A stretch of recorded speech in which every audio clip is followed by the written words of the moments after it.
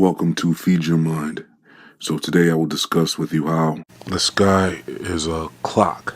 It's not our calendars and our digital clocks keeping track of time. All of our calendar systems and clock systems are based off of the rotations of the cycles of the luminaries and the sun and the stars. And it has to do with the eras and centuries and ages, like the age of Pisces and the age of Aquarius. All that stuff has to do with the star systems. So the stars aren't suns in outer space at various distances. No, the stars are part of this dome firmament, and the stars are here for our signs. And the sky is a clock. The cycles of the moon, that's how we keep track of the calendar systems and the month. If we're traveling through space, we're not going to have the same skies. We can't have that precision when it comes to keeping track of time because we'd be all over the place. They said we're zigzagging through space at all these insane speeds. We're not going to have the same star systems that people have been keeping track of since recording of time. They should be scrambling all over the place. Why is everything so perfect? And the calendar system, all that stuff is too perfect for life to be some accident. Like scientists try to tell you life is some big bang accident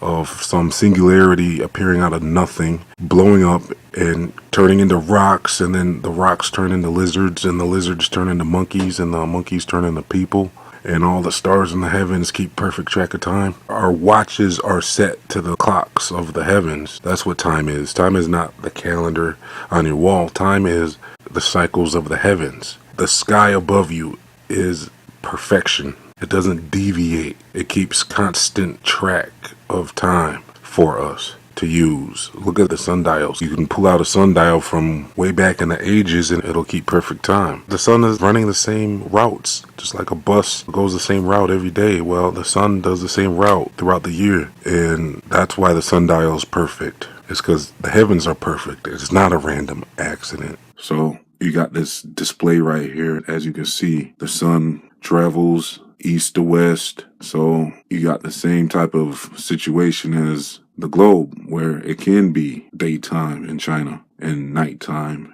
in the US, because the sun goes around the circle plane like a dish plate. So the sun just hovers above and goes in a circular motion, and you still get the same type of time zones and everything. And as far as seasons is concerned, well, the sun doesn't just go in the same path. It takes different paths. It works its way to the North Pole circle, and it goes around that. And then for the winter, it works its way to the Antarctic region and circles around that area. So that's your seasons right there. And with the Antarctica trip around the circle, the sun is farthest away from America, so we get the colder temperatures. And then when it works its way to the northern area, you get the hotter summers because it's closer to you. And then the sun is not as big as they tell you it is. It's much closer. Actually, they say the sun and the moon are the same size. And that would explain the eclipse. It's definitely not that far from us.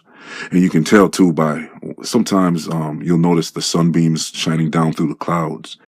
It suggests a sun that's not too far. If the sun can focus its sunbeams through a specific set of clouds in the area where the sun is, when you look up, you see the sun, and then the beams are coming down through the clouds. It's as if the sun is right there. A very bright light shining down in that focused area, because the radius of the sunbeams is in a straight relation to where the sun is. So it's all in perspective. So we gotta admit this looks as if the sun is above the clouds. The sun's contained within this dome firmament. Check out my Heliocentric deception playlist for much more information on the subject. I'll leave the link in the comment section and the description box. Simply enter your email address at feedyourmind1.com. That way I can send you some cool news briefs throughout the week. It's completely free. I'm giving away free collectibles from my Feed Your Mind pop-up shop. Simply like, comment, and subscribe, and include your favorite flat earth proof to enter. Please chip in $1 to $5 to my Patreon page. I'll hook you up with some free videos before they come out. Plus, I have some other cool gifts and surprises for you over at patreon.com/feedyourmind. Please click your notification bell. This has been another episode of Feed Your Mind. Thank you for tuning in. Signing off.